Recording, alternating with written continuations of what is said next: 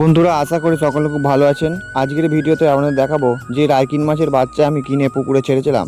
সেই রাইকিন মাছের বাচ্চা এত পরিমাণ জন্মেছে যে একটা নেট ভর্তি হয়ে গেছে।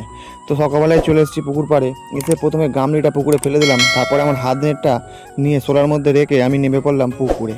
এবারে আস্তে আস্তে যাবো আমি যে নেটটাতে রাইকিন মাছের বাচ্চা ছাড়া ছিল। নেটটার কাছে এসেছি, পুকুরে যে ডাইরেক্ট গাপ্পি মাছ ছাড়া ছিল সেই গাপ্পি মাছের বাচ্চা হয়েছে, তারা কিরম ভয়ে আমাকে দেখে চলে যাচ্ছে। তো বন্ধুরা, এবারে যে নেটটায় রাইকিন মাছের বাচ্চা ছাড়া আছে সেই নেটটাতে আরও অনেক কিছু মাছ আছে, যেমন কিছু ধাড়ি সুন্দরী ল্যাকটেল মলি আছে। তো এই মাছগুলো সব একসাথে বেছে আলাদা করে নেবে। তো নেটটা আমি জড়ো করে নিয়েছি, এবার আমার হাত নেটটা দিয়ে আস্তে আস্তে মাছগুলো তুলে তারপরে তোমাদের দেখাবো। বন্ধুরা, কিছুদিন আগে আমি একটা নেট পরিষ্কার করেছিলাম, সেই নেটটাতেও রাইকিন মাছের বাচ্চা ছিল। সেই নেটটাতে 1000-এর মতন রাইকিন মাছের বাচ্চা আমি পেয়েছিলাম। এবারে এই নেটটা চাগিয়ে দেখবো যে এইটাতে কতগুলো পাওয়া যায়। মোট আমি 2500 রাইকিন মাছের বাচ্চা কিনে ছেড়েছিলাম। তার মধ্যে বড় হয়ে কিছু মাছ মারা গেছে, আর ছোট যখন ছিল তখন পুকুরে চলে গ্যাস হয়ে সেই সময় অল্প কিছু মাছ মারা গেছে। তাহলেও বন্ধুরা, আগের দিনের নেটটাতে 1000 পিসের মতন পেয়েছিলাম, আশা করছি আজকেরও 1000 পিসের মতন পাওয়া যাবে।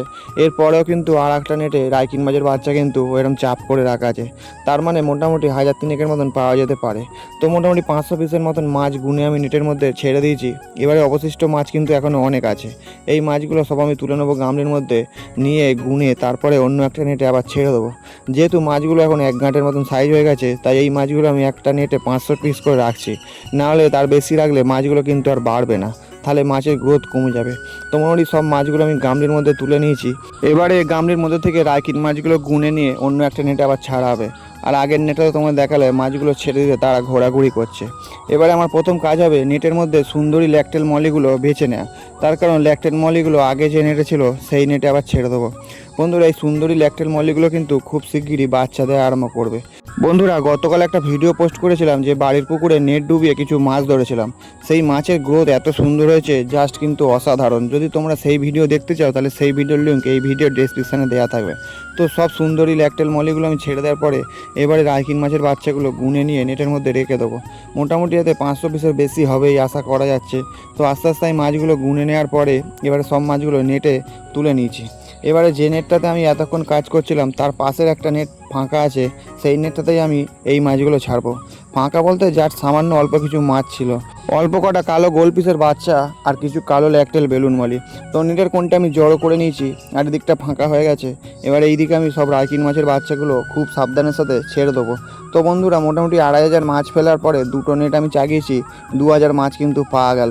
এখনও একটা নেট আছে, তার মানে বন্ধুরা সেই নেটে যদি আরও 1000 পিসের মতন মাছ পাওয়া যায় তাহলে 2500 মাছ ফেলে 3000 পাওয়া গেল। তো রাইকিন মাছের বাচ্চাগুলো আমি এবারে পুকুরের জলে ছেড়ে দিলাম নেটের মধ্যে। এবারে এই নেটের মধ্যে যে মাছগুলো ছিল সেইগুলো আমি আস্তে আস্তে নেটের মধ্যে তুলে গামলির মধ্যে রাখবো। বন্ধুরা, এতে কিছু কালো ল্যাকটেল বেলুন মলি আছে, এই মাছগুলো কিন্তু খুব শিগগিরই বাচ্চা দেবে। এবারে দেখো গামলির মধ্যে সব মাছগুলো তুলে নিয়েছি, কি সুন্দর দেখতে লাগছে। আর অল্প কিছু কালো গোল পিস মাছের বাচ্চা আছে, তারই মধ্যে একটা কালো ল্যাকটেল বেলুন মলির ফিমেল তুলেছি, কি বড় দেখুন, আর এর পেটে কিন্তু বাচ্চা আছে। তো বন্ধুরা, এই মাছগুলো একটা অন্য নেটে ছেড়ে দেবো। আজকের ভিডিও এই পর্যন্তই, আবার দেখা হবে আগামীকাল অন্য কোনো মাছের ভিডিও নিয়ে। আর ভিডিওটি ভালো লেগে থাকলে একটি লাইক করবেন আর সাবস্ক্রাইব করে চ্যানেলটির পাশে থাকবেন বন্ধুরা।